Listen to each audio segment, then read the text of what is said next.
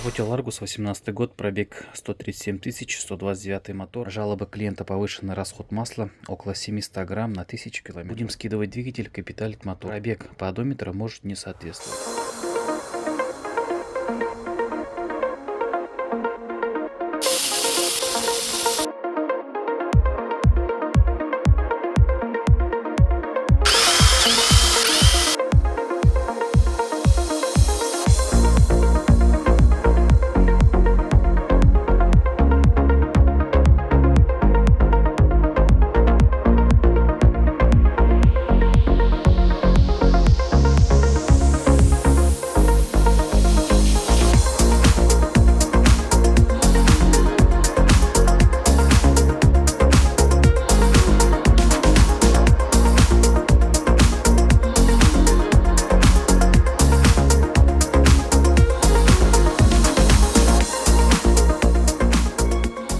Разобран, блок будем растачивать в ремонтный размер. Есть задир, поршневая задрана, тефлоновое покрытие отсутствует, прилично намыто поршня маслом. Маслосъемные кольца в максимальном износе.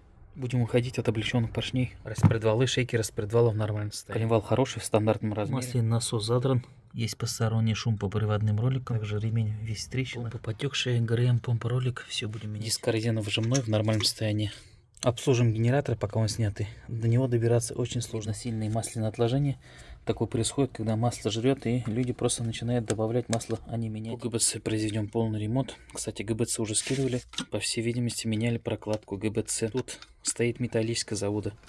Установили паранитовую. Не знаю почему. В принципе, все. Составляем список, согласуем с клиентом и приступаем к сборке.